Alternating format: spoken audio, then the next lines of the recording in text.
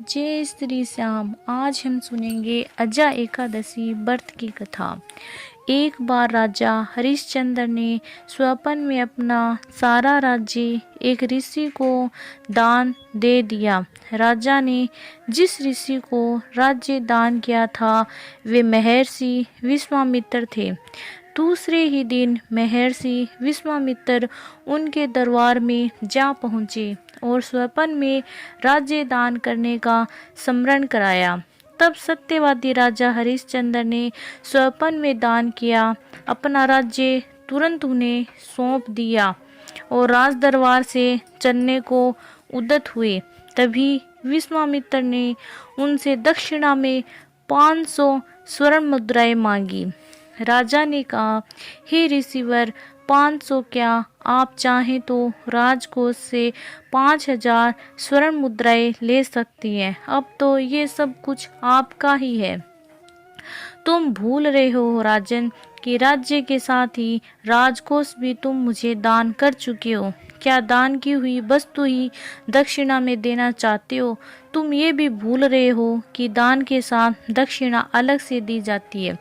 तब राजा को अपनी भूल का एहसास हुआ। फिर अपनी पत्नी तथा पुत्र को बेचकर उन्होंने जो स्वर्ण मुद्राएं जुटाई वे भी पूरी 500 ना हो सकी। तब मुद्राएं पूरी करने के लिए उन्होंने खुद को भी बेच दिया। राजा हरिश्चंद्र ने जिसके पास खुद को बेचा था वह जाति से डोम था और शमशान का स्वामी होने के नाते वह मृतकों के संबंधियों से कर लेकर उन्हें सब दान संस्कार की स्वीकृति देता था। उसने राजा हरिश्चंद्र को इस कार्य के लिए नियुक्त कर दिया। क्योंकि वे अब उनके दास थे, उनका कार्य यही था कि जो भी व्यक्ति अपने संबंधी का शव लेकर अंतिम संस्कार के लिए शमशान में आए, हरिश्चंद्र उससे कर वसूल करके ही अंतिम संस्कार की स्वीकृति दे, अन्यथा संस्कार करने नहीं दिया जाए। राजा हरिश्चंद्र उसे अपना कर्तव्य समझकर उसका पालन करने लगे। एक दिन की बात है, उस दिन एकादशी थी।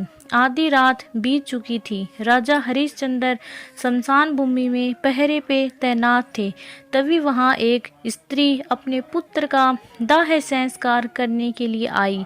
वह बेहद निर्धन थी। उसके पास कफन के लिए भी पैसे नहीं थे। शव को ढकने के लिए भी उसे अपनी आधी धोती फाड़नी पड़ी थी।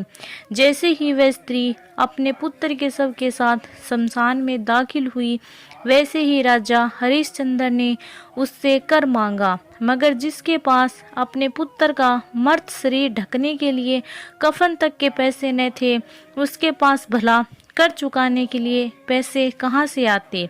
लेकिन सत्यवती राजा ने उसे शवदाह की आज्ञा नहीं दी। वह बेचारी बिलबिलाकर रोने लगी। एक तो पुत्र शोक, ऊपर से अंतिम संस्कार न होने की स्थिति में शव की दुर्गति होने की आशंका। यही सब सोचकर वह बिलख बिलख कर रोते हुए अपने दुर्भाग्य को कोसने लगी। मगर सत्यनिष्ठ हरिश्चंद्र का हृदय नहीं पिघला। वे सत्यनिष्ठ थे और अपने स्वामी के साथ धोखा नहीं कर सकते थे। हालांकि निर्धन स्त्री का विलाप सुनकर उन्हें बहुत दुख हुआ, मगर वे विवश थे। उसी समय अचानक आकाश में घने काले काले बादल मंडराने लगे। पानी बरसने लगा। बिजली चमकी तो उसी के प्रकाश से राजा ने उस स्त्री को देखा। अब तो वे बुरी तरह चौंक पड़े। वह तो उनकी पत्नी तारामती थी और मर्त बालक उनका इकलौता पुत्र रोहितासव था। सांप के काटने से जिसका ऐस में देहांत हो गया था। पत्नी तथा पुत्र की इस दीनहीन दशा को देखकर राजा विचलित हो उठे।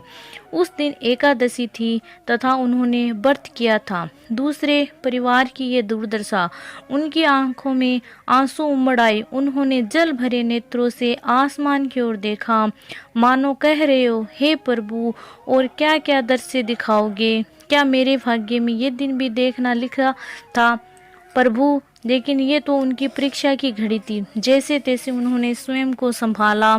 फिर भारी मन मगर अपरिचित से होकर तारामती से बोले, देवी, जिस सत्य की रक्षा के लिए हम लोगों ने राजभवन का त्याग किया था, स्वयं को बेचा, उसी सत्य की मर्यादा हेतु अगर मैं इस कष्ट की घड़ी में अडिग न रह पाया तो कर्तव्य से विमुख हो जाऊंगा। यद्यपि इस समय तुम्हारी अवस्था दयनीय है, फिर भी तुम मेरी सहायता करके मेरी तपस्या की रक्षा करो। कर के बिना मैं इस शमशान में तुम्हें पुत्र के अंतिम संस्कार की अनुमति नहीं दे सकता।